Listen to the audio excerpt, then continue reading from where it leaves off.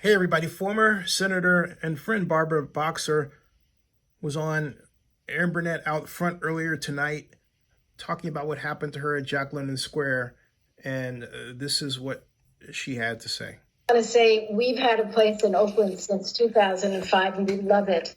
And we've never had a hint of any kind of problem. Jack London Square is beautiful by the bay, wonderful restaurants, wonderful greenery. And so I wanted to say that. But this day was a different day for me and so unexpected and so scary because I was on the phone with some business partners talking about some issues. And I wanted to get to a quiet street so that people wouldn't hear all the noise in the background. And obviously, there were a couple of guys who were waiting to find an old lady with a new cell phone. And literally, that's what they wanted. And so one of them kind of stalked me. I didn't think much of it. He got in a car and I thought, okay, he's leaving. But then the other fellow jumped out of the car and started to run toward me, and I started to run away. And he essentially, sort of at the same time, slammed me in the back, grabbed my phone because my hand obviously let go of the phone. My earphones fell on the ground. And more than anything else, I was shaking. I've never been so surprised, and it was so fast, and I was just not ready. I was stunned, and they were young. That's what's so upsetting. So, the Oakland police chief recently was talking to me, and he was saying he's extremely worried about the rise in crime. Now, obviously, you're talking about a very upsetting incident, a petty crime. But of course, as petty crimes rise, more serious crimes have as well. Homicides, 69% increase in Oakland from a year ago. Assaults with a gun, 58% increase. Robberies up, such like you experienced, actually only, I put that in quotes, only up 14%. Senator, the reason I give these numbers is to put it in context because the Oakland City Council just voted to move $18 million away from the police department to other programs, mental health programs, other things, but away from the police department. And former President Trump seized on this. He said today, in light of what happened to you and that defunding, our once great cities like New York, Detroit, San Francisco, and so many others have become a paradise for criminals because of Democrats. What do you say to that in the context of what is happening in Oakland? Well, first, I want to say this former President Trump has a horrible record when he was president. The murder rate went way up under Trump. Crimes with guns went way up, and hate crimes under Trump surged 20%. So he has literally no standing. So I'm going to leave it right there. That is her comments regarding that. And I show that in those comments in the context of not just former Senator Boxer being attacked, but the fact that, Oakland has an all ugly record right now of robberies, and we have 75 homicides as of last week, and had 49 robberies last week alone. And the Boxer robbery is not the only one that is going on this week in Oakland as well.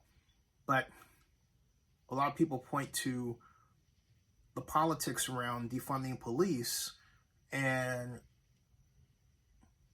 the point that I want to make here is the focus should have always been on getting bad cops off the street in the wake of George Floyd. Instead, it became defunding the police, and that happened at the wrong time because we're in the middle of the pandemic.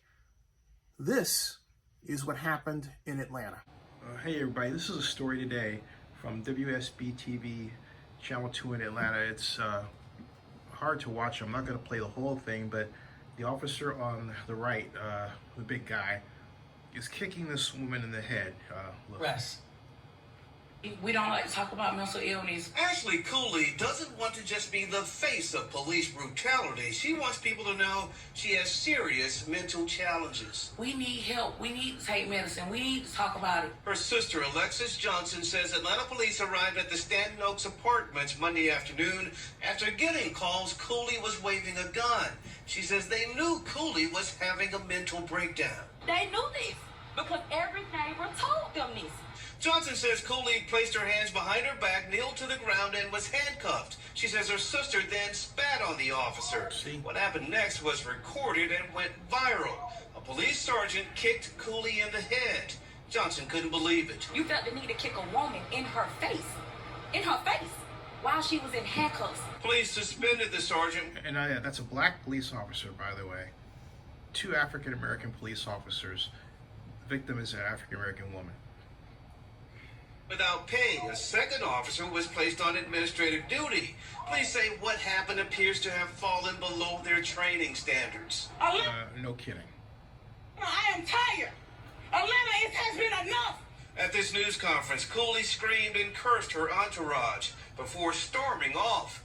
Her attorney said she was in mental distress and urged the city to help her. Cooley's sister says she was quickly released from jail after her arrest and wasn't taken to the hospital.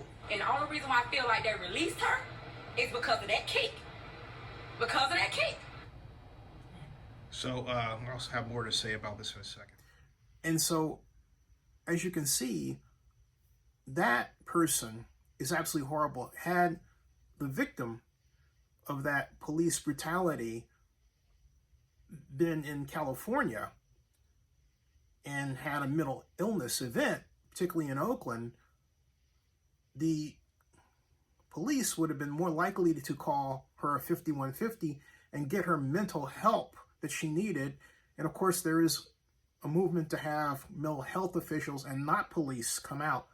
That person did have a gun. But again, whatever happened to just getting bad cops off the street?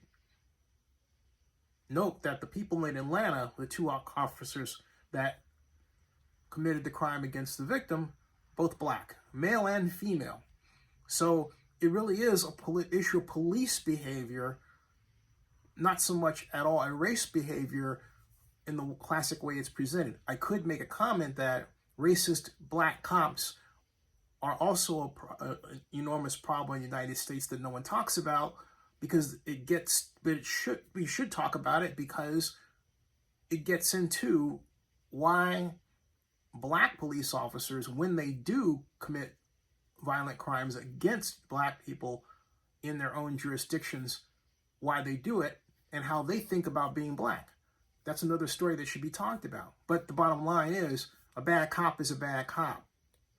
When are we going to get the focus back on getting bad cops off the street, but then making sure that our streets are well patrolled so that incidents like what happened to Barbara Boxer are far less likely to happen than they are in Oakland today? That's my question to you and everybody else. Subscribe to Zenny62 and bookmark oaklandnewsnow.com.